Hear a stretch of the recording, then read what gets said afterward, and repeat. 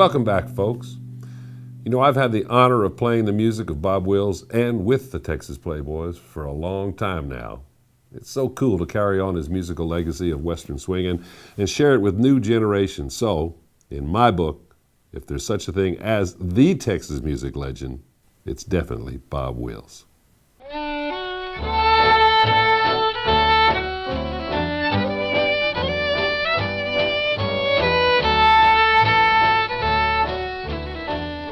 Bob Wills, the granddaddy of Texas music. He was the first one to really come from Texas and make this huge mark, you know.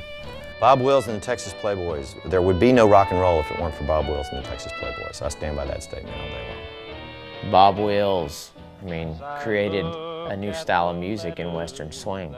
As far as, I think, characters go, I don't know if the music business has ever seen a bigger one. First song I ever learned on fiddle was "Faded Love," and it was one of my grandfather's favorite tunes. And I can safely say I've got a lot of his records, a lot of the early ones, and a lot of the ones from the 50s and the 60s. But well, you say records though, but you're talking I'm about talking actual vinyl. Yeah, vinyl. We're not talking about he's got a lot of Bob Wills in his iTunes. I got a lot of stuff in my iTunes. Yeah, to hear those Texas Playboys and old Tommy Duncan sing makes me proud to be from Texas. Bob Wills is still the king. The song Bob Wills is Still the King, it kind of has a little dose of that Texas pride. Waylon Jennings wrote it, and basically the whole thing is it doesn't matter what's going on anywhere else. Once you're down in Texas, Bob Wills is still the king. Texas, Bob Wills is still the king. Play that fiddle, boy!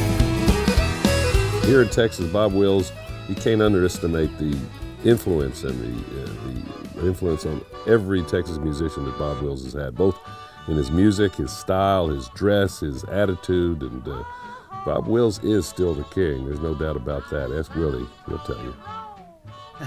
I grew up playing all that old stuff. You know, we played a lot of cowboy poetry gatherings and different Western music festivals when we were kids, and yeah, that's the kind of stuff that, you know, I was 13 years old, you know, at 3 o'clock in the morning sitting up in a hotel room playing, you know, Bob Wills stuff with these, you know, older cats that just were happy that there was somebody younger there that you could kind of pass it on to. Stay up that late. Yeah, my dad saw me one time, it was like 4 o'clock in the morning. I was hanging out with this old fiddle player, Billy Beeman. He goes, "Billy, make sure he gets back before 6.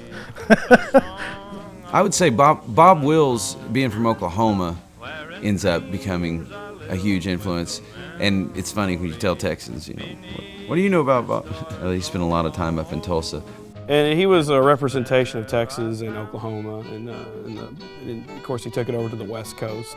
Made his name in Oklahoma and then moved out to Fresno for a while, and also did a lot of work in LA with the movies and things like that. But you're not lying, he was the king.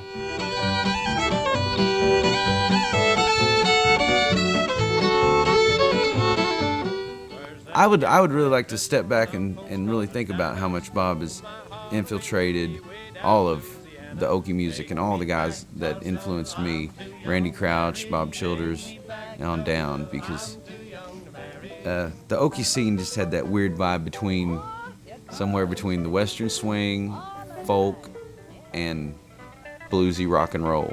J.J. Cale and Bob Wills.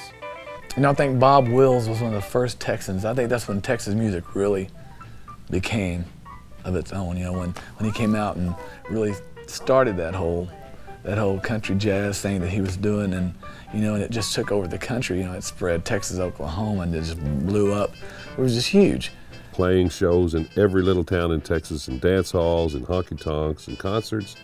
You know, Bob Wills said it all. Back before they had interstates, back before he had big old fancy buses, you know, they did it all. And he set a legacy that has been just so rich and so great for all of us to follow and prosper in and make great music. And he was also famous for being a generous person. If there were people in the audience who were having a hard time, it wasn't strange for Bob Wills to just give them money. It wasn't also strange for Bob Wills to just not accept payment for a show if he felt like He didn't make enough money for the venue. If you dig around and really find out about the guy, he set a lot of high watermarks, man. Fantastic. Yeah, he's the king of Texas.